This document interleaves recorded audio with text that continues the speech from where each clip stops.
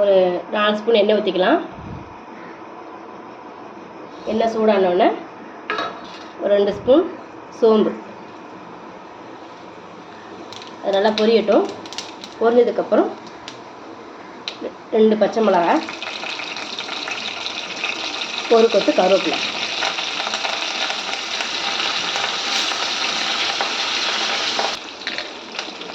Onion போட்டுக்கலாம். 2 onion போட்டுக்கலாம்.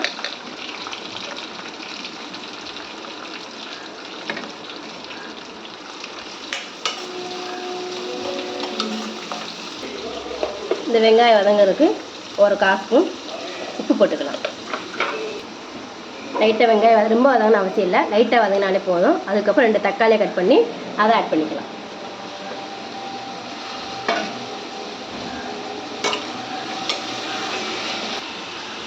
தக்காளி வேகிற வரைக்கும் கொஞ்சம் நேரம் மூடி வச்சிடலாம். நல்லா கொஞ்சம் வெந்து வரட்டும். அதுக்கப்புறம் மசாலா ஆட் பண்ணிக்கலாம். நல்லா தக்காளி நல்லா மசிஞ்சிருச்சு. இதுக்கப்புறம் மசாலா ஆட் பண்ணிக்கலாம். ஒரு 2 ஸ்பூன் இஞ்சி பூண்டு பேஸ்ட் போடணும்.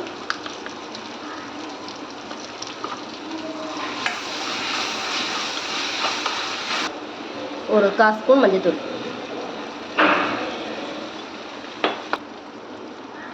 ஒரு 1/4 ஸ்பூன் மல்லித்தூள், காரத்துக்கு ஏற்ற மாதிரி தனி மிளகாத்தூள்,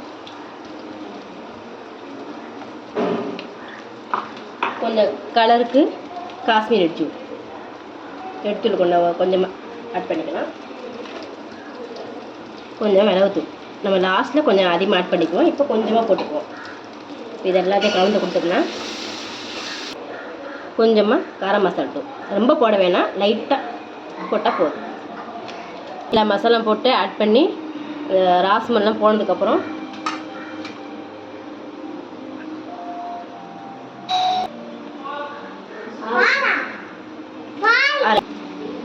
அதை ஆட் பண்ணிக்கலாம்.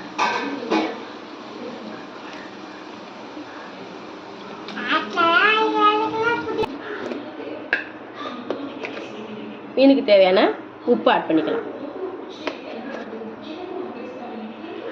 இதில் தண்ணி எதுவுமே ஆட் பண்ண வேணாம், ஏன்னா இந்த மீன்லேயே தண்ணி வரும். ஆனால் இதை ஆட் பண்ண வேண்டாம். தேவைப்பட்டால் லாஸ்ட் எடுத்துக்கலாம்.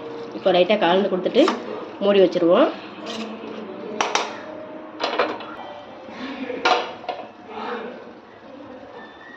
ஆல்மோஸ்ட் வத்திருச்சு தண்ணி. நான் தண்ணி கொஞ்சமும் சேர்த்துக்கல பார்த்தீங்களா, ஆனால் அசுரக்குள்ளே நல்லா வந்துடுச்சு. இப்போ தேவையான அளவு காரத்துக்கு மிளகு சீரகம் பொடி பண்ணி வச்சுருக்கேன், அதை ஆட் பண்ணிக்குவோம்.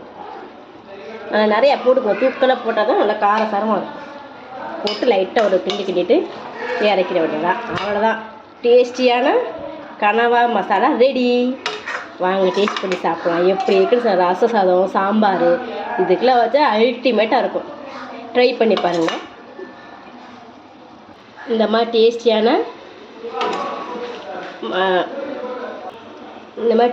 ரெசிபி பண்ணுறதுக்கு நம்ம சேனல் சப்ஸ்கிரைப் பண்ணுங்கள், லைக் பண்ணுங்கள், ஷேர் பண்ணுங்கள். உங்கள் ஃப்ரெண்ட்ஸ் அண்ட் ஃபேமிலிக்கு ஷேர் பண்ணுங்கள். தேங்க்யூ.